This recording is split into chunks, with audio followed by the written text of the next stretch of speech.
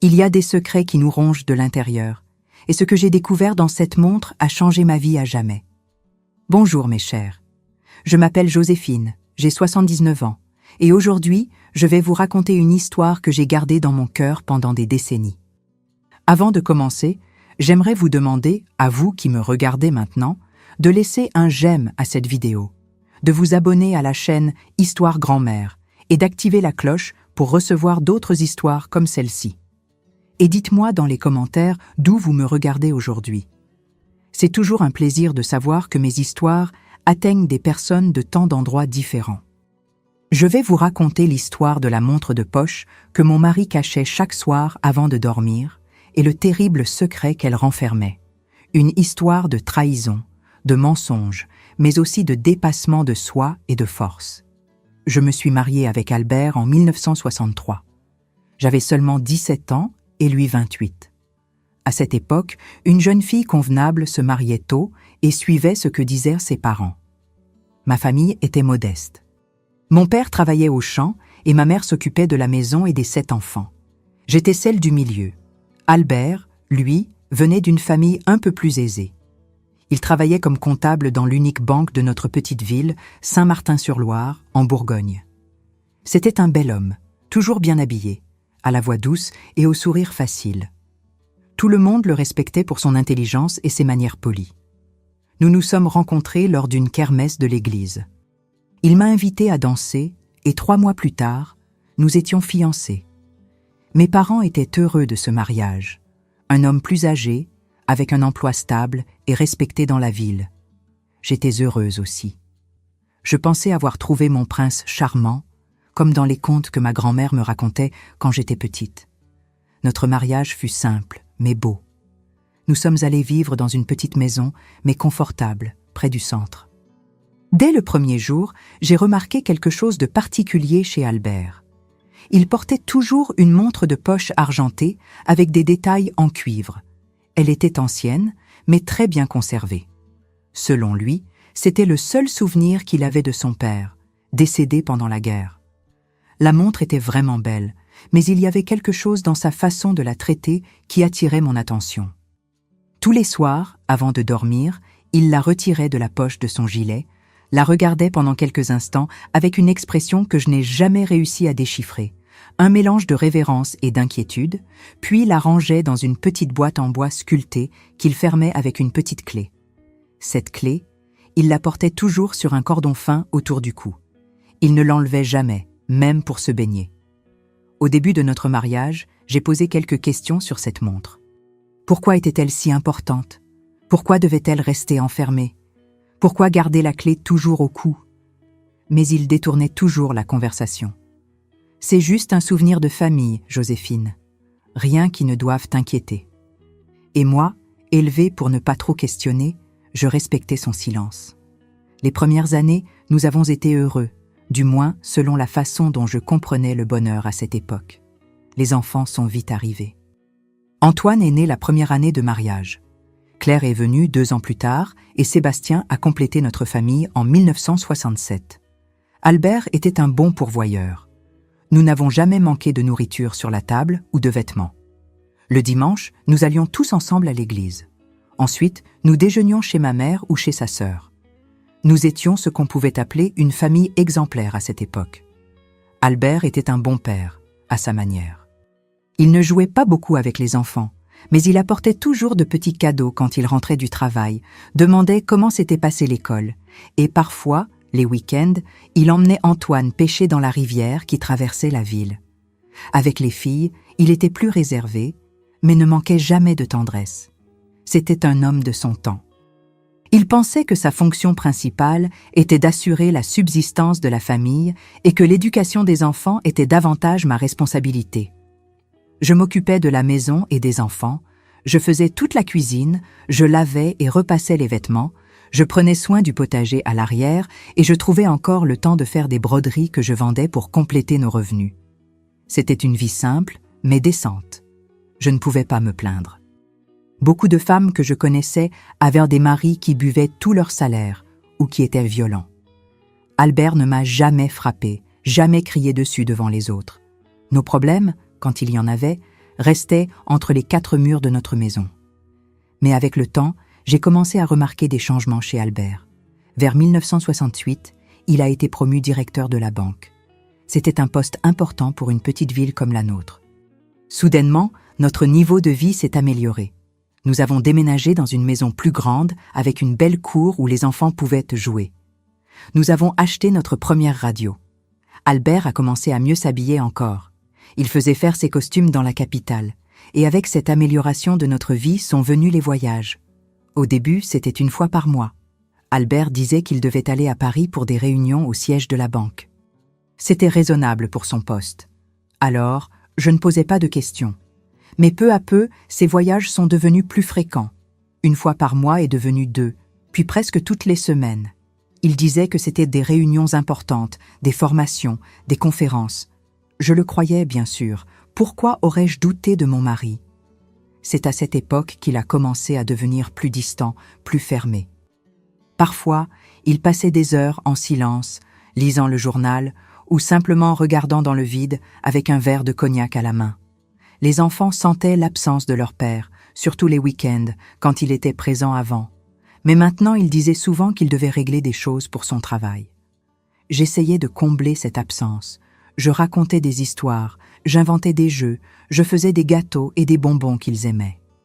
J'essayais d'être mère et père à la fois, sans jamais me plaindre devant eux de l'absence de leur père. « Papa travaille beaucoup pour nous donner une belle vie », disais-je. Et je le croyais vraiment. Puis les choses étranges ont commencé, des appels téléphoniques chez nous où la personne raccrochait quand je répondais. Au début, je pensais que c'était des erreurs, mais cela arrivait avec une fréquence suspecte. Et il y avait les télégrammes. Albert les recevait, les lisait rapidement et les brûlait aussitôt. Quand je demandais, il disait que c'était des affaires confidentielles de la banque, qu'il ne pouvait pas garder de traces pour des raisons de sécurité. Je commençais à sentir que quelque chose n'allait pas, mais je ne savais pas exactement quoi. À cette époque, il n'était pas courant de se méfier de son mari ou de le questionner directement. La femme devait être le pilier du foyer, celle qui maintient tout en ordre, celle qui ferme les yeux sur les petites fautes au nom de l'harmonie familiale. C'est du moins ce que ma mère m'avait toujours enseigné. Il y eut une nuit, cependant, qui a tout changé. C'était en janvier 1970, un vendredi chaud d'été. Les enfants dormaient déjà et j'attendais Albert pour le dîner. Il avait promis de rentrer tôt, car le lendemain nous devions tous rendre visite à ma sœur qui habitait dans la ville voisine. J'ai attendu jusqu'à 9 heures, puis jusqu'à 10 heures. Le poulet aux herbes que j'avais préparé, son plat préféré, était déjà froid sur la table. Finalement, près de minuit, j'ai entendu la voiture arriver. Albert est entré en titubant, tellement ivre qu'il pouvait à peine tenir debout. En toutes ces années de mariage, je ne l'avais jamais vu dans cet état. Il avait toujours bu socialement, un verre de vin au dîner ou un cognac occasionnellement, mais jamais au point de perdre le contrôle. J'ai couru pour l'aider à entrer, craignant que les voisins puissent le voir dans cet état, ce qui serait une source de honte pour une famille respectable comme la nôtre. « Tu vas bien, Albert ? Qu'est-ce qui s'est passé ?» ai-je demandé, inquiète, tout en l'aidant à rejoindre la chambre. « Rien n'est arrivé, » a-t-il murmuré, ses paroles se mélangeant. « Juste une célébration à la banque, la promotion d'un collègue. » Je savais que c'était un mensonge. L'odeur de parfum féminin mélangée à celle de l'alcool était évidente, mais j'ai avalé la boule dans ma gorge et j'ai continué à l'aider à se déshabiller pour dormir. C'est alors que c'est arrivé. En essayant de retirer sa veste, il a trébuché et est tombé lourdement sur le sol de la chambre. J'ai essayé de le soulever, mais il était trop lourd pour moi. Pendant qu'il se débattait en essayant de se lever seul, j'ai vu quelque chose que je n'avais jamais vu auparavant. La chaîne qui attachait la clé de la boîte de la montre à son cou s'est cassée avec l'impact et la clé a roulé sous la commode. J'ai finalement réussi à l'aider à monter sur le lit. En quelques minutes, Albert ronflait profondément.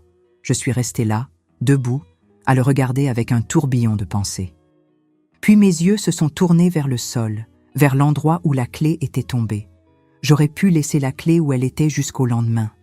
J'aurais pu oublier cette histoire, comme je l'avais fait pour tant d'autres choses durant toutes ces années. Mais 7 ans de petits doutes, de questions sans réponse, d'absences inexpliquées, avaient créé un poids dans ma poitrine que je ne pouvais plus ignorer. Les mains tremblantes, je me suis agenouillée et, tâtonnant sous la commode, j'ai trouvé la clé. Elle était petite, dorée, avec un dessin complexe à l'extrémité. Le cordon qui l'attachait s'était brisé en deux. Je l'ai regardé dans la paume de ma main, sentant son poids, qui semblait beaucoup plus lourd qu'il ne devrait l'être pour un objet si petit. J'ai regardé Albert, profondément endormi sur le lit. Je savais qu'il ne se réveillerait pas de sitôt, pas dans l'état où il était. Lentement, je suis allé jusqu'à la commode, où se trouvait la petite boîte en bois sculpté qui gardait la montre. La boîte était belle, faite de palissandre, avec des sculptures délicates de fleurs et d'oiseaux. Je ne l'avais jamais ouverte auparavant. Durant toutes ces années de mariage, j'avais respecté l'espace privé de mon mari, ses petites réserves. Mais cette nuit-là, quelque chose me poussait à découvrir ce qu'il y avait de si spécial dans cette montre qui devait être gardée sous clé. Le cœur battant fort, j'ai inséré la clé dans la petite serrure. Elle a tourné doucement et le couvercle s'est ouvert avec un léger clic. À l'intérieur, sur un velours rouge déjà usé par le temps, se trouvait la montre. Je l'ai prise avec soin. Elle était plus lourde qu'elle n'en avait l'air, le métal froid contre ma peau. La face avant avait un dessin en relief, une sorte de blason ou symbole que je ne reconnaissais pas. J'ai ouvert le couvercle frontal de la montre. Le cadran était en émail blanc, avec des chiffres romains et des aiguilles délicates en acier bleuté. Elle semblait fonctionner parfaitement, indiquant l'heure exacte. Je l'ai tournée dans mes mains, examinant chaque détail, essayant de comprendre ce qu'il y avait de si spécial en elle. C'est alors que j'ai remarqué quelque chose d'étrange à l'arrière. Un petit bouton presque imperceptible, caché près de la charnière. Je l'ai pressé légèrement et, à ma surprise, le couvercle arrière s'est ouvert, révélant un compartiment secret. Mon cœur a presque cessé de battre quand j'ai vu ce qu'il y avait à l'intérieur. Soigneusement caché, dans ce petit espace, il y avait une photographie minuscule, de la taille d'un ongle, coupée en forme ovale pour s'adapter parfaitement au compartiment. Elle montrait une jeune femme belle, aux cheveux foncés et au sourire lumineux, tenant dans ses bras un petit enfant, un garçon de pas plus d'1 an. Même petite, l'image était suffisamment claire pour que je me rende compte que je ne connaissais pas ces personnes. Je n'avais jamais vu cette femme avant, ni l'enfant. Avec des doigts tremblants, j'ai retiré la photographie du compartiment et l'ai retournée. Au verso, écrit avec une écriture minuscule, presque microscopique, j'ai lu les mots qui allaient changer ma vie. Hélène et Édouard, 1967, Paris. 1967, l'année où notre fils cadet, Sébastien, était né. Pendant que j'étais à la maison, prenant soin de 3 jeunes enfants, où était Albert? Avec qui? Qui étaient cette femme et cet enfant? Pourquoi gardait-il cette photographie avec tant de soin et de secret? Mes mains tremblaient tellement que j'ai failli laisser tomber la montre. En plus de la photographie, il y avait aussi un petit morceau de papier plié plusieurs fois. Je l'ai déplié avec soin pour ne pas le déchirer, car il semblait très fragile. C'était un très petit reçu, mais encore lisible. Un reçu de location d'un appartement rue des Lilas, à Paris, au nom d'Albert, daté du mois précédent. Une adresse que je ne connaissais absolument pas. Après avoir examiné ces objets, j'ai continué à chercher dans le compartiment secret de la montre et j'ai trouvé une autre surprise. Cachée sous le mécanisme de la montre, il y avait une très petite clé, différente de celle qui ouvrait la boîte. Elle était dorée, avec un dessin plus simple et, évidemment, n'appartenait à aucune serrure de notre maison. Cette nuit-là, mon monde s'est effondré. Les pièces du puzzle ont commencé à s'emboîter dans mon esprit. Les voyages fréquents, les appels mystérieux, les télégrammes brûlés, toutes les petites choses que j'avais ignorées pendant des années, en essayant d'être une bonne épouse, me criaient maintenant la vérité en face. Avec précaution, j'ai remis la photographie et le reçu dans le compartiment secret de la montre. J'ai fermé le couvercle arrière, puis le frontal, j'ai remis la montre dans la boîte et je l'ai fermée à clé. Mais la petite clé dorée que j'avais trouvée dans le compartiment secret, celle-là, je l'ai gardée avec moi. Je l'ai cachée dans ma boîte à couture entre les bobines de fil. Quant à la clé de la boîte, celle qu'Albert portait toujours au cou, je l'ai mise exactement au même endroit où elle était tombée, près de la commode. Il devait croire que la clé s'était simplement détachée pendant la chute et que rien d'autre ne s'était passé. J'ai passé le reste de cette nuit éveillée, assise dans le fauteuil de la chambre, regardant l'homme qui dormait dans notre lit. Un étranger, un homme que je pensais connaître depuis 7 ans, mais qui maintenant semblait un parfait inconnu. Le père de mes enfants, mon mari, un homme qui, apparemment, menait une double vie. Que ferais-je maintenant? Comment confronterais-je Albert? Et qu'est-ce que cela signifierait pour moi, pour nos enfants? Tant de questions sans réponse, tant de peur et d'incertitude. Je ne savais qu'une chose avec certitude. Rien ne serait plus comme avant. Quand le soleil a commencé à passer par les fentes du rideau, j'étais encore assise dans ce fauteuil, les yeux brûlants d'avoir tant pleuré en silence. Albert s'est réveillé avec la gueule de bois gravée sur le visage. J'ai fait semblant de somnoler, mais je l'ai observé du coin de l'œil, tandis qu'il cherchait, paniqué, la clé qu'il portait toujours. J'ai vu le soulagement sur son visage quand il l'a trouvée par terre, exactement où je l'avais laissée. D'une main tremblante, il l'a remise sur le cordon cassé et l'a à nouveau attachée autour de son cou. « Joséphine, réveille-toi, ce n'est pas bon de dormir dans ce fauteuil, » a-t-il dit, sa voix rauque. J'ai fait semblant de me réveiller lentement. « Tu es rentrée très tard hier soir, » ai-je commenté, essayant de garder ma voix neutre. « Nous étions convenus d'aller voir ma sœur aujourd'hui. »« Ça ne va pas être possible, » a-t-il répondu, massant ses tempes. « Je dois résoudre quelques problèmes à la banque. Urgence. » Encore un mensonge. Combien y en avait-il eu déjà? J'ai acquiescé silencieusement et suis allé préparer le café. Les enfants se sont vite réveillés, déçus par l'annulation de la sortie. J'ai promis de les emmener à la rivière l'après-midi pour compenser. Albert a bu son café rapidement et est parti, à peine en nous disant au revoir. Je l'ai observé par la fenêtre de la cuisine alors qu'il montait dans la voiture. Allait-il vraiment à la banque un samedi? Ou prenait-il la route vers Paris, vers cette adresse sur le reçu, vers Hélène et Édouard? Dès que la voiture a disparu au coin de la rue, j'ai mis mon plan en action. J'ai envoyé les enfants jouer dans la cour et suis allé directement au bureau d'Albert dans la maison, une petite pièce où il gardait des documents de la banque et faisait quelques comptes les week-ends. Normalement, je n'y serais jamais entrée sans y être invitée. C'était son espace et, dans notre maison, les espaces étaient bien définis. Le bureau était le territoire d'Albert, tout comme la cuisine était mon domaine. Mais maintenant, toutes les règles avaient changé. Le bureau était simple. Un bureau en bois foncé, 2 chaises, une étagère avec des livres de comptabilité et une petite machine à écrire. Au mur, un portrait de nous le jour de notre mariage et un calendrier de la banque.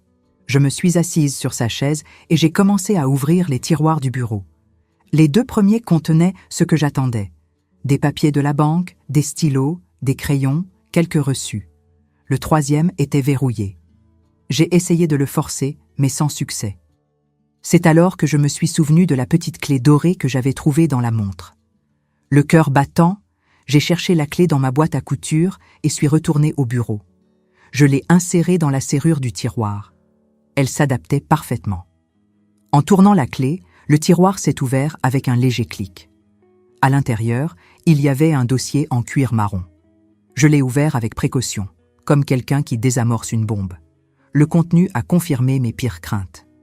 D'abord, un acte de naissance. Le papier officiel avec l'emblème de la République ne laissait aucun doute. Édouard Dubois, né le 15 avril 1967 à la maternité Sainte-Hélène, Paris. Père, Albert Dubois. Mère, Hélène Bertrand. 15 avril 1967. Je me souvenais bien de cette date. Albert était parti pour une conférence bancaire d'1 semaine. Il était revenu avec des cadeaux pour nous tous. Pour moi, il avait apporté un collier de perles que je porte encore aujourd'hui pour les occasions spéciales. Maintenant, je connaissais le véritable motif du voyage, la naissance de son autre fils. Il y avait d'autres documents dans le dossier, des relevés bancaires d'un compte au nom d'Hélène Bertrand, avec des dépôts mensuels réguliers. La somme était considérable, presque autant qu'Albert destinait à nos dépenses mensuelles. J'ai aussi trouvé un contrat de location de l'appartement à Paris, des photos plus grandes d'Hélène et Édouard, et quelques lettres. D'une main tremblante, j'ai ouvert la lettre la plus récente, datée de 2 semaines auparavant. L'écriture délicate, sur papier bleu parfumé, trahissait déjà une femme. « Cher Albert, Édouard demande tous les jours quand tu reviendras. Son anniversaire approche et il espère que cette fois, tu pourras rester plus longtemps avec nous. Tu me manques terriblement. Ces 2 semaines sans toi semblent une éternité. Je comprends tes engagements, mais il est de plus en plus difficile d'expliquer tes absences à notre fils. Il est petit, mais il commence déjà à remarquer que son père est différent des pères de ses petits amis qui sont toujours présents. Le médecin a dit que son rhume s'est amélioré. Ne t'inquiète pas, nous t'attendrons vendredi, comme convenu. Avec tout mon amour, Hélène. » Chaque mot était comme une piqûre d'aiguille dans mon cœur. Notre fils. Tu me manques. Avec tout mon amour. Des phrases qui m'avaient été dites un jour, maintenant répétées à une autre femme. J'ai continué à examiner le dossier et j'ai trouvé quelque chose de encore plus dévastateur. Un portrait de famille. Hélène, Édouard et Albert, tous les 3 souriants, devant un gâteau d'anniversaire avec 2 bougies. Albert tenait le garçon dans ses bras avec la même expression fière avec laquelle il avait déjà tenu nos enfants. La photo était datée. Anniversaire d'Édouard, 15 avril 1969. Exactement à la même période où Albert avait dit qu'il devait se rendre à Lyon pour une formation intensive à la banque. Il est resté absent pendant 10 jours. Il est revenu avec des histoires sur ses collègues, l'hôtel, les cours, tout était mensonge. Pendant que je tournais les pages de ce dossier, découvrant de plus en plus de preuves de la trahison, une colère sourde a commencé à grandir en moi. Ce n'était pas simplement une aventure, une affaire passagère. C'était toute une vie parallèle, construite avec la même délibération qu'on construit une maison, brique par brique. Depuis combien de temps cela durait-il ? Au moins depuis 1966, quand Hélène est tombée enceinte. Plus de 3 ans de mensonges élaborés, d'allées et venues, d'histoires inventées. J'aurais pu crier, pleurer, casser des choses, mais à ce moment-là, un calme étrange s'est emparé de moi. C'était comme si j'observais la scène de l'extérieur, comme spectatrice de ma propre vie. J'ai remis tous les documents dans le dossier, sauf une copie de l'acte de naissance d'Édouard, que j'ai mise de côté comme preuve. J'ai fermé le tiroir et l'ai verrouillé. J'ai remis la clé dans la boîte à couture. J'ai passé le reste de la journée comme un automate. J'ai lavé le linge, préparé le déjeuner, emmené les enfants à la rivière comme je l'avais promis. J'ai fait toutes les tâches que j'ai toujours faites, mais mon esprit était loin, traitant la nouvelle réalité que j'avais découverte. Les enfants ont remarqué ma distraction, mais l'ont attribuée à la fatigue. « Maman est fatiguée aujourd'hui », disais-je en forçant un sourire. Le soir, j'ai donné le bain aux enfants, leur ai raconté des histoires pour qu'ils s'endorment et j'ai dressé la table pour le dîner. Albert est arrivé à 9 heures, fatigué, comme il disait toujours l'être après une journée de travail à la banque. Nous avons dîné en silence, avec seulement la radio qui jouait doucement en fond. Après le dîner, quand les enfants dormaient déjà, j'ai préparé un café et j'ai posé l'acte de naissance d'Édouard sur la table du salon. « Nous devons parler, Albert. » Il a levé les yeux du journal qu'il faisait semblant de lire et son regard est tombé sur le document sur la table. La reconnaissance a été immédiate. Son visage a pâli. Pendant un moment, j'ai pensé qu'il allait s'évanouir. Je n'avais jamais vu un homme perdre ses couleurs aussi rapidement. « Où as-tu trouvé ça ?» a-t-il finalement balbutié. « Ça n'a pas d'importance, » ai-je répondu, me surprenant moi-même par la fermeté de ma voix. Ce qui importe, c'est que je sais tout. Hélène, Édouard, l'appartement à Paris, les années de mensonges. Il est resté silencieux pendant un temps qui a semblé éternel. Puis, comme si une digue s'était rompue, il a commencé à parler. Les mots sortaient précipitamment, une confession qui semblait être bloquée depuis des années. Il a rencontré Hélène en 1966 lors d'un véritable voyage d'affaires à Paris. Elle était secrétaire au bureau régional de la banque. Ils ont commencé une liaison. Il a promis de quitter sa femme, l'histoire habituelle. Quand Hélène est tombée enceinte, Albert a paniqué. Il ne pouvait pas abandonner les enfants qu'il avait déjà. Il ne pouvait pas supporter le scandale que ce serait dans notre petite ville, mais il ne pouvait pas non plus abandonner Hélène, enceinte de son fils. Alors, il a pris la décision qu'il a considérée comme la plus humaine, maintenir les 2 familles. Il a loué un appartement pour Hélène à Paris, a ouvert un compte pour les soutenir et a commencé à diviser son temps entre nous, inventant de plus en plus de voyages de travail et d'engagement. « Je vous aime tous les deux », a-t-il dit comme si cela justifiait tout. Hélène et moi, toi et les enfants, je ne pouvais pas choisir, je ne pouvais abandonner aucun de vous. Je suis restée à le regarder, cet homme que pendant des années je pensais connaître. Comment était-il possible qu'il croyait que ce qu'il faisait était acceptable? Comment pouvait-il parler d'amour tout en construisant une vie basée sur des mensonges? L'amour, ce n'est pas ça, Albert, ai-je finalement dit. L'amour, c'est le respect, c'est l'honnêteté. Ce que tu as fait n'a rien à voir avec l'amour, c'est de l'égoïsme pur. Il a essayé de se justifier davantage. Il a parlé de comment les choses sont simplement arrivées, de comment il s'est retrouvé pris dans une situation qu'il ne savait pas comment résoudre.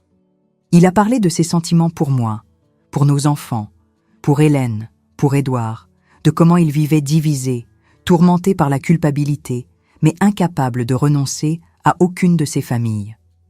J'ai tout écouté en silence, le laissant se vider de ses excuses. Quand il s'est finalement tu, épuisé, j'avais déjà pris ma décision. Quelque chose en moi s'était brisé pour toujours avec la découverte de la trahison, mais en même temps, une nouvelle force était née des ruines. Une détermination que je ne savais pas que j'avais. « Tu dois choisir, Albert », ai-je dit avec un calme qui nous a surpris tous les deux. « Maintenant ? Non. Demain ? Non. La semaine prochaine. Maintenant. Soit tu restes avec nous, moi et tes enfants légitimes, ton épouse devant Dieu et la société, soit tu pars pour toujours vivre avec ton autre famille. » Il m'a regardé abasourdi, comme s'il ne pouvait pas croire ce qu'il entendait. Pendant des années, j'avais été l'épouse compréhensive, qui acceptait ses explications sans questionner, qui fermait les yeux sur ses absences et comportements étranges. Maintenant, pour la première fois, je prenais position. J'établissais une limite. « Joséphine, ce n'est pas si simple, » a-t-il commencé. « J'ai besoin de temps. J'ai besoin d'organiser les choses. Je ne peux pas simplement abandonner Hélène et Édouard du jour au lendemain. »« Le choix, c'est maintenant, Albert, » ai-je répété, ma voix plus ferme que jamais. « Si tu sors par cette porte pour aller vers eux, ne reviens plus, je trouverai un moyen d'élever nos enfants seuls. » Il m'a regardé longuement, comme s'il essayait d'évaluer si je parlais sérieusement. Puis, sans rien dire de plus, il s'est levé lentement et est monté dans la chambre. J'ai entendu ouvrir et fermer des tiroirs, le bruit d'une valise qu'on traîne. Je suis restée assise dans le salon, immobile, écoutant ses mouvements à l'étage au-dessus. Une partie de moi espérait encore qu'il changerait d'avis, qu'il choisirait de rester, qu'il demanderait pardon à genoux. Mais une autre partie, peut-être la plus lucide, savait déjà quel serait son choix. Une demi-heure plus tard, il est descendu avec une petite valise. Il s'est arrêté devant moi, ses yeux évitant les miens. « Je vais chercher quelques affaires dans le bureau », a-t-il dit presque dans un murmure. J'ai acquiescé silencieusement. J'ai observé pendant qu'il entrait dans le bureau et en sortait quelques minutes plus tard. Dans sa main, en plus de la valise, il portait maintenant le dossier en cuir marron et la petite boîte en bois avec la montre. « Dis aux enfants que dis-leur que… » Il a essayé, mais les mots semblaient enfuir. « Je dirai ce qui sera le mieux pour eux », ai-je répondu. « Laisse-moi m'en occuper. » Il a acquiescé, semblant soulagé que j'assume cette responsabilité aussi. Typique. Même à la fin, il essayait encore d'échapper aux conséquences de ses actes. « J'enverrai de l'argent tous les mois », a-t-il promis. « Vous ne manquerez de rien. »« Occupe-toi de ton autre famille », ai-je répondu. « Nous trouverons un moyen. » Avec un dernier regard hésitant, il a marché jusqu'à la porte. Sa main sur la poignée s'est arrêtée comme s'il allait dire autre chose. Mais qu'y avait-il de plus à dire? Il s'est retourné et est sorti, fermant doucement la porte derrière lui. J'ai entendu le moteur de la voiture démarrer, le son diminuant à mesure qu'il s'éloignait. Et à ce moment-là, j'ai su qu'une phase de ma vie était terminée. Moi, qui me définissais toujours comme épouse et mère, j'étais maintenant une femme abandonnée, avec 3 jeunes enfants à élever dans une société qui ne voyait pas d'un bon œil les femmes séparées. Mais au lieu du désespoir, j'ai ressenti une étrange sensation de soulagement, comme si un poids avait été retiré de mes épaules. le poids de vivre dans un mensonge, de partager le lit et la vie avec un homme qui n'était pas celui qu'il prétendait être. Je suis montée lentement et suis allée regarder mes enfants dormir. Antoine, 6 ans, si semblable à son père dans ses gestes et son obstination, Claire, 4 ans, avec mes yeux et mon tempérament calme, et Sébastien, seulement 3 ans, encore un bébé à mes yeux. Ils dormaient tranquilles, sans savoir que leur vie avait changé pour toujours cette nuit-là. Me promettant de faire tout mon possible pour les protéger, pour compenser l'absence du père, pour leur donner une vie digne, je me suis couchée dans mon lit, maintenant seulement le mien. Et pour la première fois depuis longtemps, j'ai pleuré sans crainte d'être entendue. J'ai pleuré pour le mariage que je croyais avoir, pour les promesses brisées, pour la famille qui s'est défaite. Mais j'ai aussi pleuré de soulagement pour la vérité enfin révélée, pour la libération d'une vie de mensonges. Cette nuit-là, alors que les larmes lavaient mon âme, je ne savais pas encore ce que l'avenir réservait. Je ne savais pas les défis que j'affronterais en tant que femme seule dans une petite ville des années 1970. Je ne savais pas les difficultés financières, les préjugés, les portes fermées, mais je ne savais pas non plus la force que je découvrirais en moi-même, la capacité de réinvention, l'amour qui me soutiendrait à travers mes enfants. Ce que je savais à ce moment-là, c'est que la vérité, aussi douloureuse soit-elle, est toujours préférable au plus doux des mensonges. Et que la montre qu'Albert protégeait tant, avec son compartiment secret gardant la preuve de sa trahison, avait ironiquement marqué la fin d'un temps dans ma vie et le début d'un autre. Un temps de défi, mais aussi de découverte. Un temps qui, regardant maintenant en arrière, à mes 79 ans, je peux dire qu'il a été le début de ma vraie vie. Le lendemain matin du jour où Albert est parti, je me suis réveillée avec les yeux gonflés et la gorge sèche. Pendant un instant, encore somnolente, j'ai tendu la main vers son côté du lit. Il était vide, froid. La réalité m'a frappée comme un seau d'eau glacée. J'étais seule. J'ai entendu les pas légers de Claire dans le couloir. Bientôt, elle entrerait dans la chambre, comme elle le faisait tous les matins, demandant à être prise dans mes bras, racontant ses rêves enfantins. Comment expliquerais-je l'absence de son père? Quels mots utiliserais-je pour ne pas blesser son cœur innocent? « Maman, où est papa ?» a été la première question quand elle est entrée, se frottant les yeux endormie. « Papa a dû voyager pour le travail, ma chérie », ai-je répondu en l'embrassant. Un voyage très important. Ce n'était pas exactement un mensonge. C'était une vérité simplifiée, adaptée pour protéger une enfant de 4 ans du poids d'une réalité que même moi, je n'arrivais pas à traiter complètement. Les jours suivants, j'ai utilisé des variantes de la même histoire pour les 3. Papa travaille loin, papa vous envoie un bisou, papa pense à vous tous les jours. Les questions étaient constantes au début, puis ont diminué. Les enfants ont une capacité impressionnante à s'adapter aux changements, bien plus que nous, les adultes. Une semaine après le départ d'Albert, j'ai reçu la visite de M. Mercier, directeur général de la banque. Un homme sérieux, avec de petites lunettes et une moustache grise. Nous nous sommes assis au salon, les enfants jouant dans la cour. « Madame Dubois, je viens vous informer que votre mari a démissionné de son poste à la banque », a-t-il dit après les salutations formelles. Il a envoyé une lettre de démission, alléguant des raisons personnelles. J'ai acquiescé en silence. Je n'étais pas surprise. Albert avait probablement besoin d'une excuse pour s'établir définitivement à Paris avec son autre famille. « La banque aimerait vous offrir une indemnité », a poursuivi M. Mercier, me remettant une enveloppe, étant donné les années de service de M. Dubois. J'ai ouvert l'enveloppe. La somme était insignifiante. Elle suffirait à peine pour 3 mois de dépenses basiques. J'ai perçu la gêne sur le visage de M. Mercier. Il savait probablement ou soupçonnait la situation réelle. « Nous apprécions votre discrétion dans cette affaire, Madame Dubois. » Il a ajouté, se levant pour partir. « La banque tient à sa réputation dans la communauté. » J'ai compris le message entre les lignes. La banque voulait éviter les scandales et je devais faire de même. Cet après-midi même, les chuchotements ont commencé dans le voisinage. La nouvelle qu'Albert avait quitté la banque s'est répandue rapidement, comme cela n'arrive que dans les petites villes. Madame Olga, ma voisine de gauche, est venue emprunter du sucre, excuse classique pour fouiner. « J'ai appris qu'Albert ne travaille plus à la banque », a-t-elle commenté, feignant le désintérêt. « Il a trouvé mieux dans la capitale ?» Oui, une opportunité qu'il ne pouvait pas refuser, ai-je répondu avec un sourire poli, mais ferme. La même histoire, je l'ai racontée à toutes les personnes qui sont venues demander dans les semaines suivantes. Une opportunité irrésistible. Nous nous organisons pour déménager aussi. Les enfants sont excités par la nouvelle. Sourire forcé, explications vagues, un théâtre nécessaire pour préserver ma dignité et celle de mes enfants. Mais la réalité à l'intérieur de la maison était bien différente. L'argent de l'indemnité s'est épuisé rapidement. Je n'avais pas d'expérience de travail. Je m'étais mariée très jeune, passant directement de la maison de mes parents à celle d'Albert. Je n'avais jamais eu besoin de travailler à l'extérieur. Je n'avais jamais développé de compétences que le marché valorisait. L'argent mensuel promis par Albert n'est jamais arrivé. J'ai découvert plus tard qu'il avait demandé un transfert vers une filiale de la banque à l'étranger.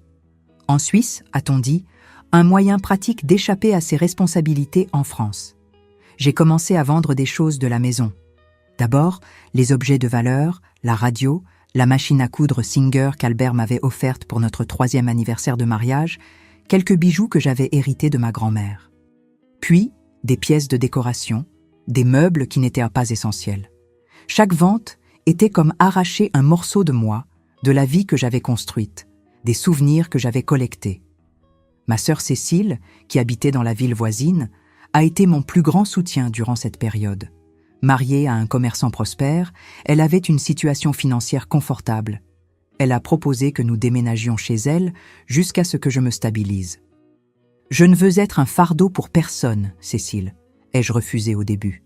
« La famille n'est pas un fardeau, Joséphine », a-t-elle répondu avec cette fermeté qui la caractérisait. « Et ses enfants ont besoin d'un toit sûr. » J'ai fini par céder. En mars 1970, 2 mois après le départ d'Albert, nous avons quitté notre maison. J'ai vendu la plupart des meubles. J'ai gardé seulement quelques souvenirs personnels et des vêtements.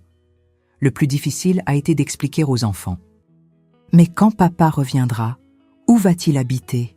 a demandé Antoine, l'aîné, montrant déjà la perception aiguë qu'il a toujours eue. « Papa sait où nous trouver, mon chéri », ai-je répondu, ravalant la boule dans ma gorge. « Ne t'inquiète pas pour ça maintenant. » La maison de Cécile était grande et confortable, avec un beau verger à l'arrière où les enfants adoraient jouer. Mon beau-frère, Auguste, était un homme généreux qui ne nous a jamais fait sentir comme des intrus. Malgré tout, je savais que c'était une solution temporaire. Je devais retrouver mon indépendance pour moi et pour mes enfants. J'ai commencé à chercher du travail. C'est alors que j'ai réalisé combien le monde était hostile pour une femme seule dans les années 1970, surtout une sans formation spécifique. Les rares postes disponibles pour les femmes, secrétaires, réceptionnistes, vendeuses, exigeaient jeunesse, apparence impeccable et surtout aucun engagement familial qui pourrait interférer avec le travail. 3 jeunes enfants. Vous allez beaucoup vous absenter quand ils seront malades, m'a franchement dit le propriétaire d'un magasin de tissus, refusant ma candidature. Je suis retournée chez Cécile ce jour-là, sentant le poids du monde sur mes épaules. Les enfants dormaient déjà quand je suis arrivée. Je me suis assise sur la véranda à l'arrière, regardant le ciel étoilé, et j'ai pleuré silencieusement. « Mon Dieu, donne-moi une lumière », ai-je murmuré à la nuit. « Montre-moi un chemin. » C'est alors que je me suis souvenue de Madame Amélie, une dame pour qui je faisais occasionnellement des broderies du temps où j'étais mariée. Elle avait une petite boutique de vêtements pour enfants dans la ville où nous habitions maintenant. Le jour suivant, je suis allée la voir. Madame Amélie était une femme pratique, peu loquace et au regard pénétrant. Elle a écouté mon histoire résumée. J'ai omis la partie de la trahison, disant seulement qu'Albert nous avait quittés, et elle a examiné les broderies que j'avais apportées comme échantillon de mon travail.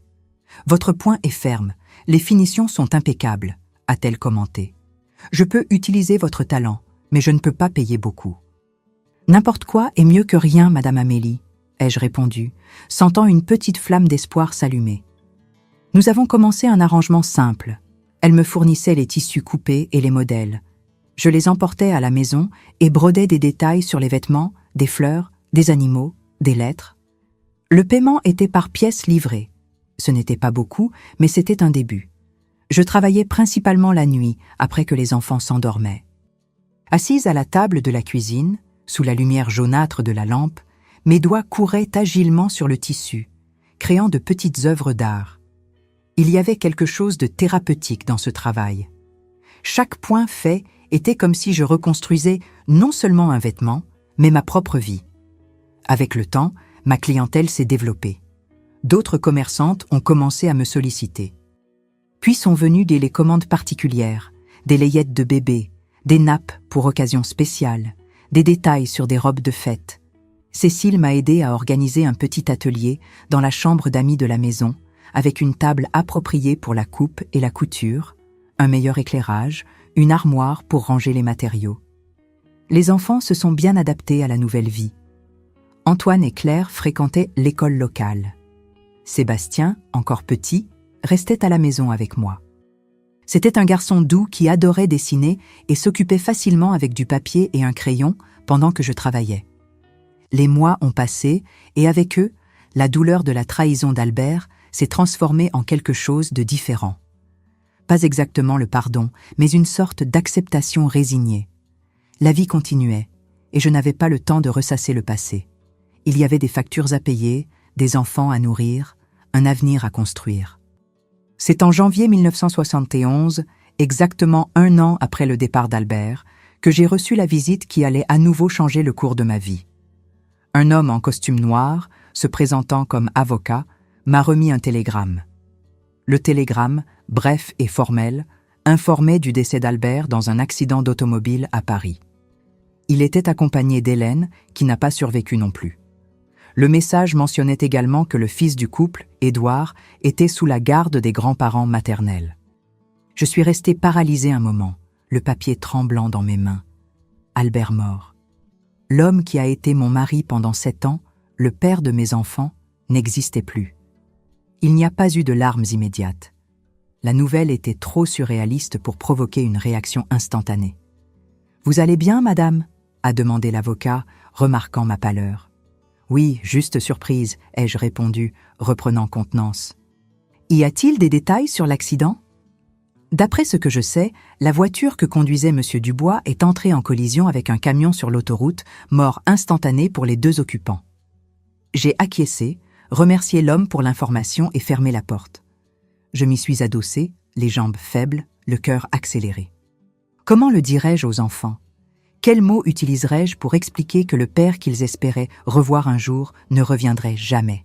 J'ai décidé d'attendre qu'ils reviennent de l'école. J'avais besoin de ce temps pour organiser mes pensées, pour trouver la manière la moins traumatisante de donner la nouvelle. Quand je leur ai finalement dit, la réaction de chacun a été unique, reflétant leur personnalité. Antoine, toujours le plus rationnel, a posé des questions pratiques. Comment est-ce arrivé ? Où serait l'enterrement ? Claire a pleuré abondamment, accrochée à mon cou.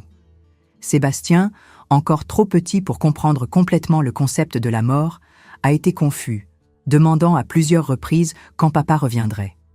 Cette nuit-là, après qu'ils se soient tous endormis, je me suis enfin permis de ressentir l'impact de la nouvelle. Je n'ai pas pleuré pour l'homme qu'Albert s'était révélé être, mais pour celui que je pensais qu'il était, pour le père que mes enfants avaient perdu, pour la famille que nous aurions pu être si les choix avaient été différents. Dans les semaines suivantes, d'autres révélations sont arrivées. Un autre avocat, représentant la banque où Albert avait travaillé, a apporté des informations qui ont complété le puzzle de sa vie secrète. Albert n'avait pas seulement une deuxième famille, il avait aussi un réseau de dettes et de systèmes financiers frauduleux. Il détournait de l'argent de la banque pour maintenir son double niveau de vie et pariait aux courses de chevaux, essayant de récupérer ce qu'il empruntait. Quand il a été découvert, il s'est enfui à Paris, où il maintenait déjà la résidence avec Hélène. La banque avait étouffé l'affaire pour éviter le scandale, mais maintenant, avec sa mort, certaines informations faisaient surface. Il n'y avait pas d'héritage, seulement des dettes. La maison, qui avait été la nôtre un jour, avait déjà été vendue pour couvrir une partie du détournement à la banque. La voiture dans laquelle il est mort était financée. L'appartement à Paris était loué. La famille d'Hélène ne connaissait pas non plus notre existence et a été aussi choquée que moi par la découverte. Albert leur avait dit qu'il était veuf avec des enfants qui vivaient avec leur grand-mère en province. plus de mensonges, plus de vies manipulées par le même homme. Au milieu de ce tourbillon, j'ai reçu une correspondance inattendue. Un paquet envoyé de Paris, contenant la petite boîte en bois avec la montre de poche qu'Albert chérissait tant, accompagnée d'une lettre écrite par lui. La lettre, datée de quelques jours avant l'accident, était une confession et une demande de pardon. Albert admettait ses erreurs. Il parlait de la culpabilité qui le rongeait, de l'impossibilité de continuer à vivre dans le mensonge. Il disait que la montre, le seul véritable héritage de son père, devrait rester avec notre famille, car c'est là qu'elle aurait toujours dû être. J'ai lu et relu cette lettre plusieurs fois les jours suivants. Je n'y ai pas trouvé l'absolution qu'Albert cherchait probablement en l'écrivant, mais j'y ai trouvé une certaine clôture pour ce chapitre de ma vie, comme une porte qui se ferme enfin, permettant à d'autres de s'ouvrir. Et en effet, d'autres portes se sont ouvertes. Avec la nouvelle de la mort d'Albert, mon statut social a subtilement changé. Je n'étais plus l'épouse abandonnée, figure ambiguë et inconfortable pour la société conservatrice de l'époque. Maintenant, j'étais la veuve respectable, la mère courageuse qui élevait ses enfants seule après la perte tragique de son mari. Ce nouveau statut m'a apporté plus de clients, plus d'opportunités. Ma petite entreprise de broderie et de couture a commencé à prospérer. Au milieu de 1971, j'ai loué une petite maison dans la même ville, près de celle de Cécile. Elle était modeste, mais à nous, un espace pour recommencer, pour construire de nouveaux souvenirs. La décennie 1970 a été de beaucoup de travail et de nombreuses conquêtes petites, mais significatives. En 1974, j'ai réussi à louer un espace commercial dans la rue principale de la ville où j'ai ouvert mon propre atelier de couture. Au début, c'était juste moi, puis j'ai embauché 2 assistantes. Nous nous sommes spécialisés dans les vêtements pour enfants et les layettes, des produits qui avaient toujours de la demande. Les enfants grandissaient, chacun développant sa personnalité unique. Antoine, sérieux et studieux comme son père, mais avec un sens des responsabilités et de l'honnêteté qui venait clairement d'une autre source. Claire, sensible et artistique, avait hérité de mon talent pour les travaux manuels et m'aidait à l'atelier après l'école. Sébastien, le Benjamin, était curieux et inventif, toujours en train de démonter des choses pour voir comment elles fonctionnaient. En 1977, quand l'atelier s'était déjà transformé en une petite boutique bien établie, j'ai reçu une autre correspondance qui a secoué les structures de notre famille. Une lettre d'Édouard, le fils d'Albert, avec Hélène, maintenant âgée de 10 ans. Il écrivait avec une écriture encore enfantine, mais bien articulée, disant qu'il savait de notre existence, qu'il aimerait connaître ses demi-frères et sœurs, qu'il ne gardait pas rancune. J'ai montré la lettre à mes enfants, maintenant adolescents et jeunes adultes, laissant la décision entre leurs mains. Après de longues conversations, nous avons décidé d'inviter Édouard à nous rendre visite pendant les vacances scolaires. La rencontre a été émouvante et étrange à la fois. Édouard était l'image vivante d'Albert. Les mêmes yeux, le même sourire, les mêmes gestes. Voir en lui l'homme que j'avais aimé un jour, maintenant à travers le prisme des années et de la sagesse acquise, a été une expérience surréaliste. Mais Édouard avait quelque chose qu'Albert n'avait jamais eu. Une transparence authentique, une honnêteté qui venait des yeux, pas seulement des mots. Élevé par ses grands-parents maternels, des personnes simples et honnêtes, il était devenu un jeune homme admirable, malgré les circonstances de sa naissance et la perte précoce de ses parents. Cette visite a été la première de nombreuses au fil des ans. Édouard est devenu partie intégrante de notre famille, un lien inattendu avec un passé que nous aurions pu choisir d'oublier, mais qui, en l'embrassant, nous a apporté une forme de guérison que nous n'imaginions pas possible. Et quant à la montre, je l'ai gardée non comme souvenir de l'homme qui m'a trahi, mais comme symbole de ma propre force. Cet objet qui gardait un secret si douloureux a été ce qui m'a fait trouver en moi un courage que je ne savais même pas que j'avais. Des années plus tard, quand mes enfants étaient déjà adultes et que je m'étais retiré, laissant la boutique aux soins de Claire et Sébastien, j'ai découvert que la montre avait une valeur historique considérable. C'était vraiment une pièce ancienne fabriquée au XIXe siècle, appartenant à l'origine à un aristocrate européen. Albert n'avait pas menti sur ce point. C'était vraiment un héritage de famille. Je l'ai offerte à Édouard, trouvant juste qu'il ait aussi un souvenir de son père. Mais il a refusé, disant que la montre était exactement où elle devait être avec moi, la femme qui avait eu le courage d'affronter la vérité et de reconstruire sa vie à partir des morceaux laissés par le mensonge. Aujourd'hui, en regardant en arrière, vers la jeune effrayée que j'étais un jour, découvrant un secret gardé dans une montre de poche, je ressens un mélange de compassion et d'admiration.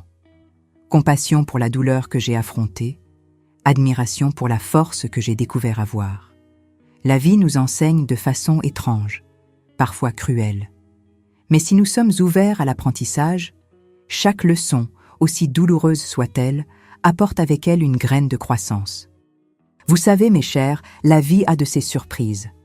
Quand nous pensons que nous avons tout traversé, que nous connaissons tous les virages du chemin, elle vient et nous montre qu'il y a encore beaucoup à découvrir, beaucoup à vivre. Les années 1980 sont arrivées en apportant des vents de changement pour notre famille. Mon petit atelier de couture s'était transformé en une boutique respectée dans la ville. Création Joséphine n'était plus seulement une entreprise de survie, mais une entreprise prospère qui me remplissait de fierté. Nous avions 6 couturières travaillant à temps plein, 2 vendeuses et une comptable. Imaginez seulement, moi, qui savais à peine faire les comptes de la maison quand Albert est parti, maintenant en train de gérer une équipe. Notre spécialité continuait à être les vêtements pour enfants et les layettes, mais nous avions élargi aux robes de fête et, ma plus grande fierté, aux robes de mariée. La première robe de mariée que j'ai confectionnée était pour la fille du maire en 1982. Je me souviens d'avoir passé des nuits blanches, brodant de minuscules perles sur le corsage, ajustant chaque centimètre de la jupe en satin. Quand je l'ai vue marcher vers l'autel, radieuse dans cette création sortie de mes mains, j'ai ressenti une émotion indescriptible. C'était plus qu'une robe. C'était un rêve matérialisé en tissu et fil. À partir de là, je suis devenue la couturière la plus demandée pour les mariés dans toute la région. Les jeunes filles venaient des villes voisines pour commander leurs robes, souvent accompagnées de leur mère, qui avaient également été mes clientes quand elles étaient enfants. Cette continuité, ce lien entre générations à travers mon travail, était quelque chose qui m'émouvait profondément. À cette même époque, mes enfants suivaient déjà leur propre chemin. Antoine, mon aîné, toujours studieux et déterminé, a obtenu son diplôme d'ingénieur civil à l'Université de Lyon en 1981. Ce fut le jour le plus fier de ma vie jusqu'alors. Moi, assise dans l'audience de la cérémonie de remise des diplômes, voyant mon fils recevoir son diplôme, consciente de chaque sacrifice, chaque nuit mal dormie, chaque budget jonglé pour payer ses études. « Cette réussite est la tienne, maman », m'a-t-il dit, me remettant le diplôme juste après la cérémonie. « C'est toi qui as construit les fondations qui m'ont permis d'arriver jusqu'ici. » J'ai pleuré dans ses bras, pensant au long chemin parcouru depuis cette nuit de 1970, quand je me suis retrouvée seule avec 3 jeunes enfants et sans perspective. Qui aurait dit que cette femme désespérée réussirait non seulement à survivre, mais à donner à son fils les moyens de devenir ingénieur? Claire, ma fille cadette, a choisi un chemin différent. Elle a toujours eu un talent naturel pour les affaires, bien plus que moi. Alors que j'étais douée pour la création et la production, elle avait le don pour les chiffres, les stratégies, les tendances du marché. Après avoir terminé le lycée, elle a refusé l'opportunité d'aller à l'université, préférant travailler directement avec moi à la boutique. « Maman, ce que j'apprends ici avec toi dans la pratique, aucune université ne peut me l'enseigner », a-t-elle argumenté quand j'ai essayé de la convaincre d'étudier la gestion, et elle avait raison. Sous sa direction, la boutique a prospéré encore plus. C'était son idée d'étendre notre activité à la capitale en ouvrant une succursale à Paris en 1983. Cette expansion était à la fois effrayante et excitante. Une boutique dans la capitale signifiait plus de visibilité, plus de clients, mais aussi plus de responsabilités, plus de risques. Je me souviens avoir passé des nuits sans dormir, inquiète des dettes du financement, de l'embauche de nouveaux employés, de la logistique de gérer 2 établissements à des kilomètres de distance. Claire a pris en charge la gestion de la nouvelle boutique, déménageant à Paris à 23 ans. Quel courage avait ma petite fille. À cet âge, j'étais déjà mariée avec un enfant, vivant dans l'ombre de mon mari. Elle, en revanche, a loué un appartement seule, embauché une équipe, établi des partenariats avec des fournisseurs. Quand je l'ai vue couper le ruban lors de l'inauguration de Création Joséphine Boutique, j'ai ressenti un mélange de fierté maternelle et d'admiration professionnelle. Sébastien, mon Benjamin, a toujours été le plus agité des trois. Depuis son plus jeune âge, il manifestait une curiosité insatiable, un désir de comprendre comment les choses fonctionnaient. Il démontait des horloges, des radios, n'importe quel équipement qui lui tombait sous la main, ne réussissant pas toujours à les remonter, à mon désespoir. À l'adolescence, il a découvert la fascination pour les ordinateurs, ces machines qui commençaient à devenir plus courantes au début des années 1980. En 1984, à 17 ans, il est venu me voir avec une idée qui semblait folle à l'époque. « Maman, nous devons informatiser la boutique. » J'étais terrifiée par le coût et la complexité de ce projet. Les ordinateurs étaient des équipements chers, complexes, quelque chose pour les grandes entreprises, pas pour une petite boutique de vêtements en province. Mais Sébastien avait cette lueur dans les yeux, cette conviction inébranlable qui rappelait tant son père dans ce qu'Albert avait de meilleur. « Fais-moi confiance », a-t-il demandé. « Ça va révolutionner la façon dont nous gérons l'entreprise. » J'ai respiré profondément et j'ai fait confiance. Nous avons investi toutes nos économies dans l'achat d'un ordinateur IBM, une machine énorme qui occupait la moitié de l'arrière-boutique. Sébastien a passé des semaines à apprendre à l'utiliser, créant des programmes pour le contrôle des stocks, le registre des clients, la comptabilité. Les premiers mois ont été chaotiques. Le système tombait constamment en panne, nous perdions des données. Les employés les plus anciennes résistaient au changement. J'en suis venu à regretter amèrement l'investissement. Mais alors, peu à peu, les choses ont commencé à fonctionner. Les processus sont devenus plus efficaces, le contrôle plus précis. En 1 an, nous avions récupéré l'investissement grâce à la réduction des gaspillages et à l'augmentation de la productivité. Sébastien ne s'est pas arrêté là. À la fin du lycée, il a obtenu une bourse pour étudier l'informatique à Paris. Un autre enfant qui quittait la maison, une autre séparation douloureuse pour moi, mais nécessaire pour sa croissance. « Je vais créer un système pour relier les 2 boutiques, maman », a-t-il promis en partant. « Tu pourras voir ce qui se passe à Paris sans quitter la province. » À l'époque, cela semblait de la science-fiction. Aujourd'hui, avec Internet et les téléphones portables, cela semble évident. Mais en 1985, l'idée de boutique reliée par ordinateur était révolutionnaire pour une entreprise de notre taille. Au milieu de ces changements professionnels, notre vie familiale se transformait aussi. Antoine s'est marié en 1986 avec Marianne, une architecte qu'il a rencontrée pendant ses études.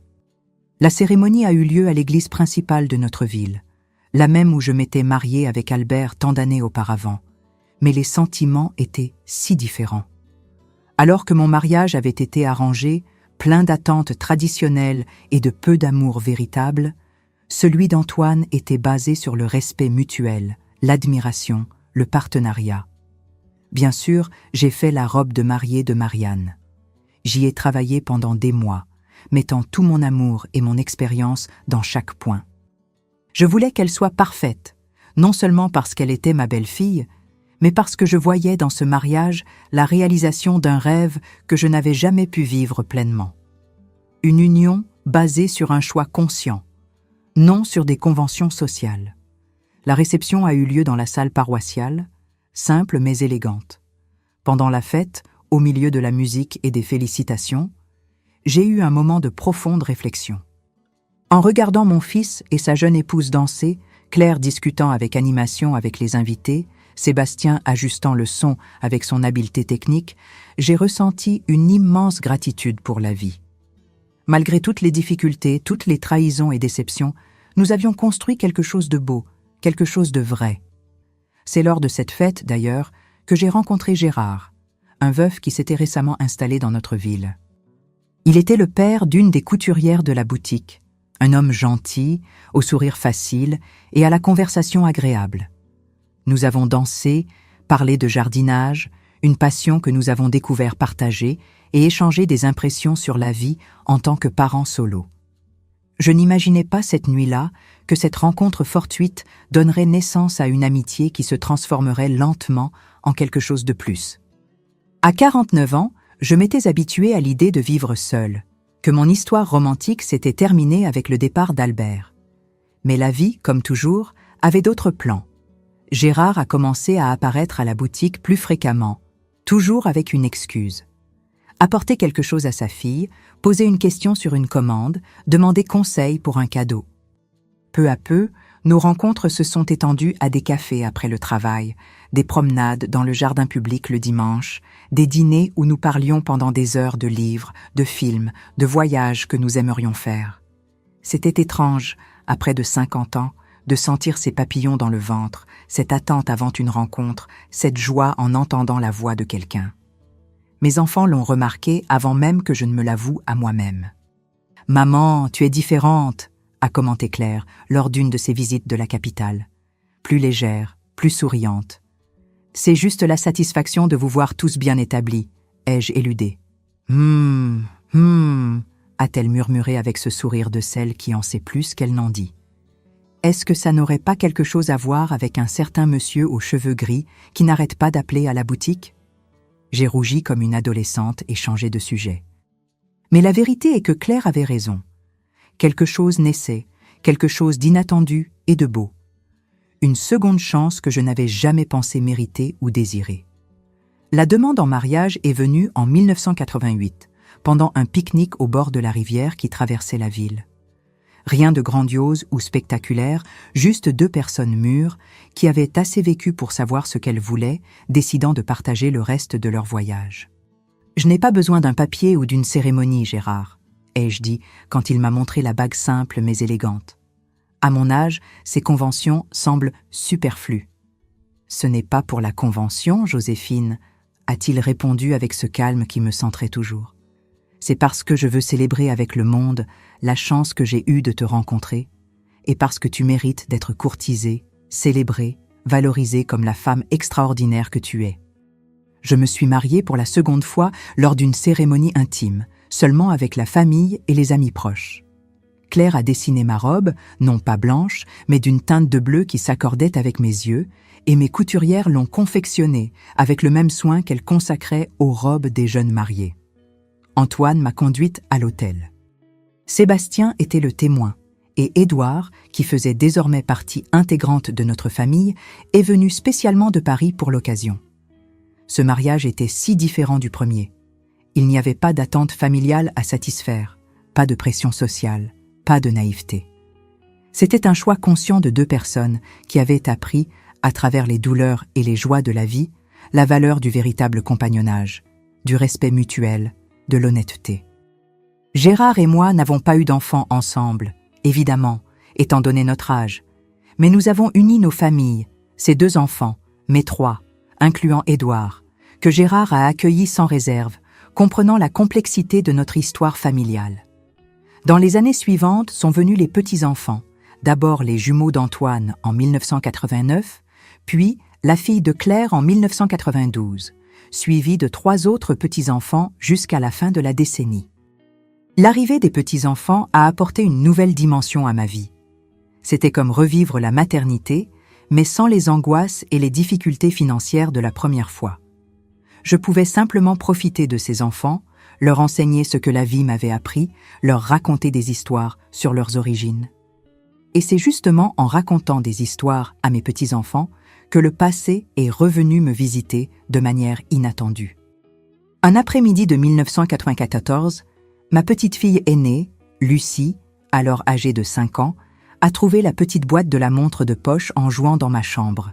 « Grand-mère, quelle jolie boîte! Qu'y a-t-il à l'intérieur ?» J'ai hésité un moment. Cette montre gardait tant de souvenirs, tant de douleurs, tant de révélations. Pendant un instant, j'ai envisagé d'inventer une histoire simple, adaptée à une enfant. Mais alors, je me suis souvenu comment les mensonges, même les mieux intentionnés, peuvent grandir et devenir des monstres incontrôlables. C'est une montre très ancienne, ma chérie. Elle a appartenu à ton grand-père. Je peux la voir ? J'ai ouvert la boîte et lui ai montré la montre. Ses petits yeux ont brillé devant la beauté de l'objet. Elle est en or, grand-mère ? Non, elle est juste dorée, mais elle est très spéciale quand même. Pourquoi ? Ah, la curiosité enfantine, si directe, si honnête. Comment expliquer à une enfant que cet objet avait changé le cours de ma vie, que son compartiment secret avait révélé une vérité douloureuse, mais libératrice? Parce que cette montre m'a enseigné une des leçons les plus importantes de la vie, Lucie. Quelle leçon, grand-mère? Que parfois, nous devons regarder au-delà de la surface des choses pour trouver la vérité, et que la vérité, même quand elle fait mal, est toujours préférable au plus beau des mensonges. Elle n'a pas complètement compris, bien sûr. Elle était très jeune, mais elle l'a ressenti avec ce sérieux que les enfants adoptent quand ils sentent qu'ils sont face à quelque chose d'important. Je pourrai la garder quand je serai grande, grand-mère? La question m'a surprise. Je n'avais jamais pensé à la destinée de cette montre après mon départ. Pendant si longtemps, elle avait été un symbole personnel, un rappel de mon parcours. Peut-être, ma chérie, quand le moment sera venu. Pour l'instant, elle reste gardée ici avec nos histoires et nos souvenirs. Ce soir-là, j'ai raconté à Gérard cet épisode. Lui qui connaissait toute mon histoire, qui avait écouté patiemment chaque détail sur Albert, Hélène, la montre et son compartiment secret, a pris mes mains entre les siennes. Sais-tu ce qui m'impressionne chez toi, Joséphine? Ta capacité à transformer la douleur en sagesse, la trahison en force. Beaucoup de personnes se seraient laissées aigrir, se seraient fermées à la vie. Tu as choisi d'aller de l'avant, de construire quelque chose de nouveau, d'embrasser même le fils de l'autre femme comme s'il était le tien. Je n'avais pas le choix, Gérard. J'avais 3 enfants à élever. On a toujours le choix, mon amour. Tu aurais pu choisir le chemin du ressentiment, de l'amertume. Au lieu de cela, tu as choisi celui du pardon, non pas pour Albert, mais pour toi-même. Et cela a fait toute la différence. Ces paroles ont touché quelque chose de profond en moi. Je n'avais jamais pensé que pardonner à Albert était quelque chose que j'avais fait pour moi, pas pour lui. Mais Gérard avait raison. Le pardon n'a pas changé le passé, n'a pas effacé les mensonges ou les trahisons, mais il a libéré mon avenir, m'a permis d'aller de l'avant sans le poids de la haine ou du ressentiment. Peut-être que c'était la véritable révélation de la montre, non seulement le secret qu'elle gardait dans son compartiment caché, mais la leçon qu'elle m'a enseignée sur la vie, sur les relations, sur les vérités et les mensonges. Une leçon qui maintenant, à 79 ans, regardant en arrière, tout le chemin parcouru, je vois comme le fondement sur lequel j'ai construit la seconde moitié de mon existence. Une existence qui, malgré toutes ses difficultés, je considère pleine et bénie. Non pas par l'absence de douleur, car quelle vie n'en a pas, mais par la présence d'un amour véritable, de réalisations honnêtes, de relations basées sur la vérité et le respect mutuel. Une vie qui, quand elle arrivera à sa fin, je pourrais dire que j'ai vécu intensément, authentiquement, sans rien cacher dans des compartiments secrets. Si vous me demandez quelle est la plus grande richesse d'une vie longue comme la mienne, je dirais sans hésiter, ce sont les histoires que nous accumulons, les leçons que nous apprenons et la chance de voir le temps dérouler ses mystères devant nos yeux. Quand j'ai atteint mes 60 ans, au début des années 2000, je pensais avoir vécu tout ce que la vie me réservait. Mais le temps, toujours surprenant, avait encore beaucoup de pages à écrire dans mon livre. Le tournant du millénaire a apporté des changements pour toute la société et notre famille n'a pas fait exception. Ce petit atelier que j'avais commencé à l'arrière de la maison de ma sœur s'était transformé en un réseau de boutiques respectées dans toute la France. Création Joséphine avait 5 établissements, l'original dans notre ville, 2 à Paris, 1 à Lyon et un autre récemment inauguré à Marseille, sous la direction de Sébastien, qui était revenu de l'étranger avec de nouvelles idées. En 2002, à 65 ans, j'ai décidé qu'il était temps de me retirer de la gestion directe des boutiques. Ce n'était pas une décision facile. Cette entreprise avait été ma bouée de sauvetage, mon indépendance, ma fierté pendant plus de 3 décennies. Mais le corps n'avait plus la même vigueur et les yeux qui avaient fait tant de points minutieux sur des robes de mariée et des layettes se fatiguaient maintenant rapidement. « Maman, tu n'as pas à t'inquiéter », m'a assuré Claire quand nous avons communiqué la décision à la famille lors d'un déjeuner dominical. « Tu as construit quelque chose de solide, avec des racines fortes. Maintenant, c'est à notre tour de faire grandir l'arbre. » La métaphore de l'arbre m'a émue. Je me suis souvenu du jour où j'ai planté un jeune acacia dans le jardin de notre première maison en 1975. Ce n'était qu'une branche fine, paraissant trop fragile pour résister au premier vent fort. Aujourd'hui, presque 50 ans plus tard, c'est un arbre imposant qui colore la ville de jaune à chaque floraison. Ainsi a été mon entreprise, commencée dans la fragilité, nourrie par le travail et la persévérance, maintenant forte et vigoureuse dans les mains de la nouvelle génération. La retraite a ouvert l'espace pour d'autres intérêts. Gérard, mon compagnon depuis presque 15 ans alors, avait pris sa retraite de la menuiserie qu'il gérait. Et ensemble, nous avons commencé à explorer des passions que la vie de travail ne nous avait pas permises. D'abord est venu le jardinage, que nous avions toujours adoré. Nous avons transformé le jardin de notre maison en un petit paradis, avec des plates-bandes soigneusement planifiées, un potager bio qui approvisionnait notre cuisine et des arbres fruitiers qui attiraient oiseaux et papillons. Les après-midi, prendre soin des plantes, sentir la terre dans mes mains, observer la nature suivre son cours, m'apportait une paix dont je ne savais même pas avoir besoin. Puis, encouragés par un groupe d'amis du même âge, nous avons commencé à voyager. Rien de très extravagant. Nous n'étions pas riches, juste confortablement établis, grâce à l'entreprise et à la gestion prudente de nos économies au fil des ans. Nous avons commencé par des voyages en France, les plages du Sud, les châteaux de la Loire, les montagnes des Alpes. Chaque lieu nous enseignait quelque chose de nouveau, nous montrait une facette différente de ce pays, immense et divers, que bien que nous y ayons vécu toute notre vie, nous connaissions si peu. En 2005, à 68 ans, j'ai réalisé un vieux rêve, connaître l'Italie. Gérard et moi avons économisé pendant 2 ans pour ce voyage. Nous avons visité Rome, Florence, Venise et la côte amalfitaine en un mois inoubliable. Pour moi, qui avais grandi dans une petite ville de province dans les années 1940 et 1950, quand voyager à la capitale était déjà une aventure extraordinaire, être à Venise, Rome, Florence était presque surréaliste. Je me souviens vivement d'un moment particulier sur la place Saint-Pierre, au Vatican. Gérard et moi étions assis sur un banc, observant les gens, l'architecture, la grandeur de ce lieu.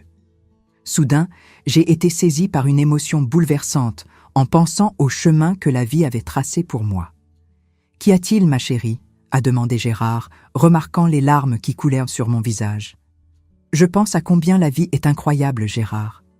Qui aurait dit que moi, une fille de la campagne française, élevée pour être seulement épouse et mère, je serais un jour ici de l'autre côté des Alpes, vivant cette expérience. Si quelqu'un me l'avait dit quand j'avais 17 ans et que je me mariais avec Albert par arrangement familial, j'aurais trouvé cela impossible. » Il a serré ma main, comprenant le poids de ces mots. Gérard a toujours eu cette capacité de comprendre mes émotions les plus profondes, parfois avant même que je ne les comprenne moi-même. C'est ce que j'admire chez toi, Joséphine.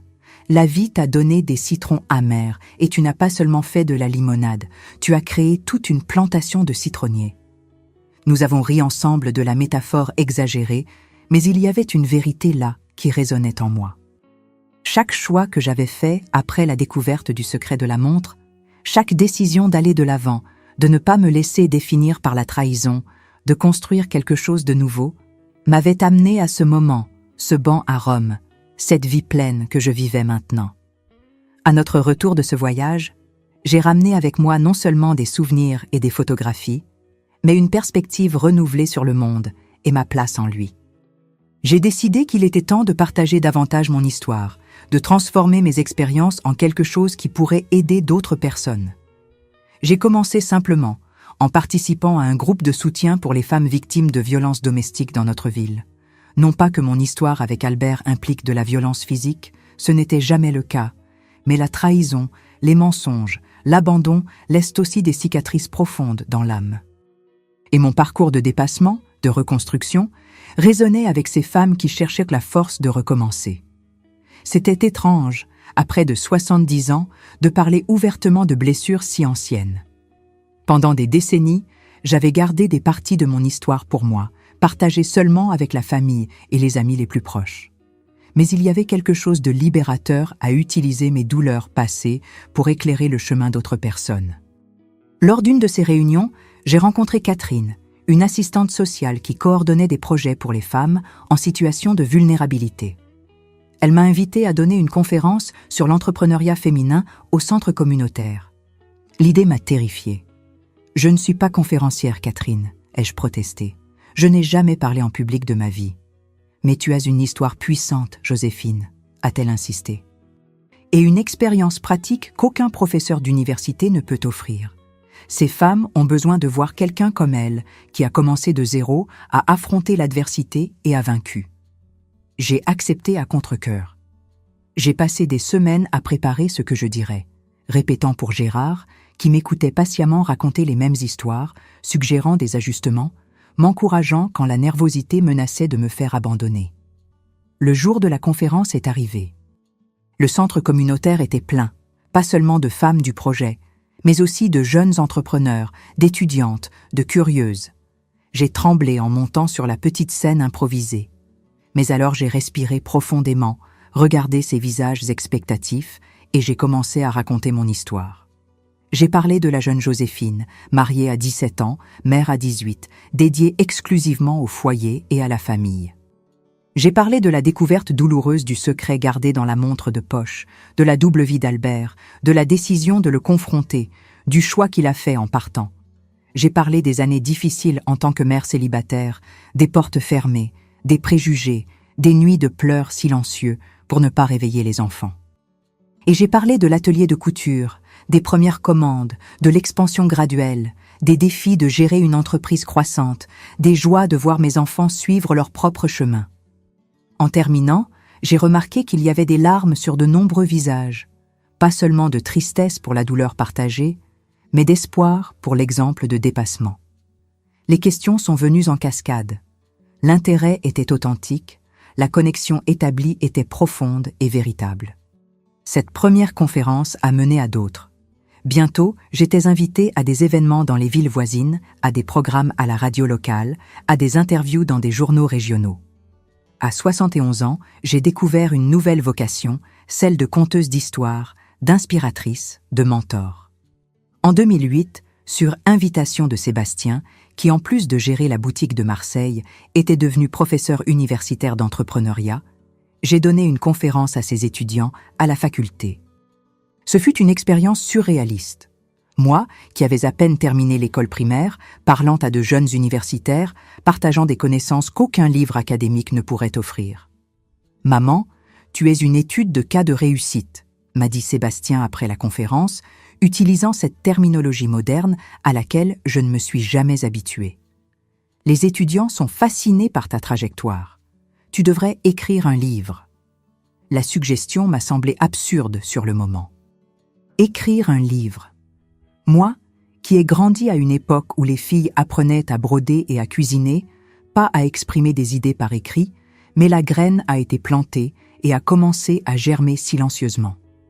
En 2010, à 73 ans, j'ai commencé à mettre mes mémoires sur papier. Ce n'était pas facile. Les mots ne coulaient pas toujours comme je l'aurais souhaité. L'organisation des idées s'embrouillait parfois. Les émotions ressurgissaient intenses en revisitant certains épisodes, mais j'ai persisté. Gérard a été mon premier lecteur, mon éditeur informel, mon plus grand soutien. Le livre « La montre de poche », Mémoire d'une vie réinventée, a été publié de façon indépendante en 2012 avec le soutien financier de mes enfants. Je n'attendais pas un grand écho. C'était plus un projet personnel, un héritage pour mes petits-enfants et arrière-petits-enfants. À ma surprise, le livre a trouvé son public. Il a commencé à circuler dans les clubs de lecture de la région, puis dans les bibliothèques communautaires, et a finalement attiré l'attention d'un éditeur de taille moyenne qui a proposé une réédition avec distribution nationale. Voir mon nom sur la couverture d'un livre dans les rayons des librairies a été une émotion que je n'avais jamais imaginé vivre. Les lettres et emails, ceux-ci, Sébastien m'aidait à les lire, que j'ai reçus de lectrices de tout le pays, des femmes qui s'identifiaient à différents aspects de mon histoire, qui trouvaient de l'inspiration dans mon parcours, confirmaient que partager nos expériences, même les plus douloureuses, peut être une forme puissante de connexion humaine. Au milieu de toute cette activité, notre famille continuait à grandir et à se transformer. Antoine et Marianne ont célébré 25 ans de mariage en 2011 avec une émouvante cérémonie de renouvellement des vœux. Claire, après un divorce difficile, a trouvé un nouvel amour à 50 ans et a recommencé, prouvant que les secondes chances n'ont pas d'âge. Sébastien s'est enfin établi après des années dédiées exclusivement à sa carrière, se mariant avec Paul, son compagnon d'une décennie, quand l'union homosexuelle a été légalisée en France. Édouard, le fils d'Albert avec Hélène, devenu partie intégrante de notre famille, maintenant professeur universitaire à Paris, me rendait régulièrement visite avec sa femme et ses enfants. Le lien entre nous a toujours été spécial. Une connexion forgée non par le sang, mais par le choix conscient de transformer une histoire de douleur en une relation d'affection authentique. Les petits-enfants, déjà adolescents et jeunes adultes, apportaient l'énergie de la jeunesse à nos réunions familiales. Et en 2013 est arrivée ma première arrière-petite-fille, Marie-Claire, fille de ma petite-fille Lucie. Tenir ce petit paquet dans mes bras, observer ses traits délicats, sentir sa chaleur, c'était comme boucler un cycle.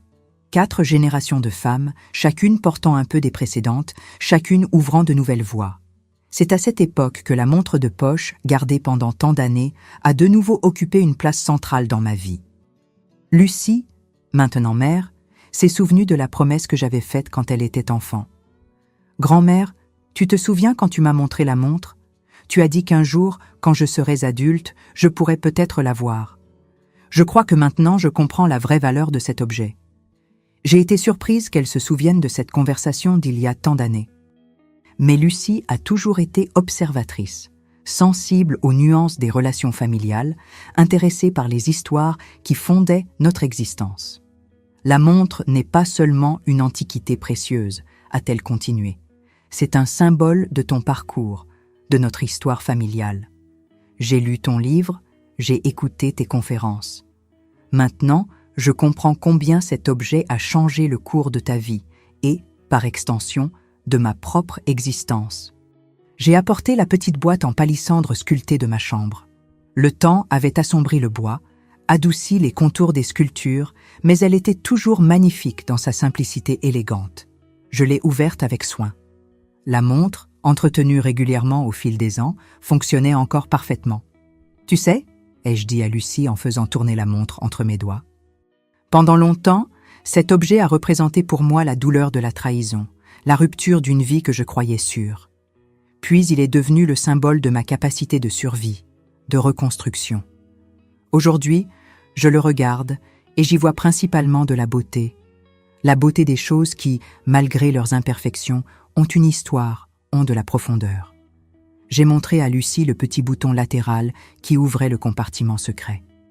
Elle l'a pressé avec soin, révélant l'espace où était autrefois cachée la photographie d'Hélène et Édouard. « Il est vide », a-t-elle observé. « Oui », ai-je répondu. Il y a de nombreuses années, après qu'Édouard soit devenu partie de notre famille, il n'y avait plus besoin de garder des secrets. Le compartiment est vide, mais la leçon qu'il m'a enseignée demeure, celle que la vérité, aussi douloureuse soit-elle, est toujours le chemin vers la liberté. J'ai placé la montre dans ses mains. Lucie l'a reçue avec révérence, comprenant sa valeur symbolique. Ce n'est pas seulement un objet que je te donne, Lucie. C'est une histoire, un voyage, un rappel. Quand tu regarderas cette montre, souviens-toi que nos vies suivent rarement le chemin que nous planifions, mais c'est dans les virages inattendus que nous trouvons souvent notre vraie force. Elle a acquiescé, les larmes aux yeux. À ce moment, j'ai senti qu'une partie significative de ma mission dans ce monde était accomplie. Pas seulement mettre au monde des enfants, créer une entreprise, écrire un livre, mais transmettre des valeurs, partager la sagesse, connecter les générations à travers les histoires que nous vivons. Les années suivantes ont apporté des joies et des adieux, comme c'est naturel dans l'automne de la vie. Gérard, mon compagnon pendant presque 3 décennies, est décédé en 2015, après une brève bataille contre le cancer. Son départ a laissé un vide immense, mais aussi une profonde gratitude pour les années partagées, pour l'amour authentique que nous avons construit, pour le partenariat qui nous a soutenus à travers les défis de la vie. Maintenant, à 79 ans, je regarde en arrière avec sérénité. La fille que j'étais, la jeune épouse trahie, la mère célibataire luttant pour survivre, l'entrepreneur déterminé, la grand-mère aimante, l'écrivaine tardive. Toutes ces Joséphines font partie de qui je suis aujourd'hui. Chaque expérience, chaque choix, chaque défi a contribué à façonner la femme qui est assise ici, partageant son histoire avec vous. La montre de poche, qui un jour a gardé un secret dévastateur, marque maintenant d'autres heures, heures d'acceptation, de compréhension, de gratitude pour la vie dans toutes ses complexités. Elle m'a enseigné que le temps, ce mystère que nous essayons de mesurer avec des aiguilles et des rouages, est en réalité un maître sage qui, si nous le permettons, nous guide à travers les ténèbres jusqu'à ce que nous trouvions notre propre lumière. Et c'est cette lumière, mes chers, qui a illuminé mon chemin jusqu'ici et qui, j'espère, à travers mes histoires, pourra aussi éclairer un peu le chemin de chacun d'entre vous. Merci beaucoup de m'avoir écouté jusqu'ici. Si cette histoire a touché votre cœur, n'oubliez pas de laisser un j'aime, de vous abonner à la chaîne et de partager avec quelqu'un qui pourrait avoir besoin d'entendre que même dans les situations les plus difficiles, il y a toujours de l'espoir. Il y a toujours un nouveau départ possible. Je vous embrasse tous, où que vous soyez en train de regarder. À la prochaine.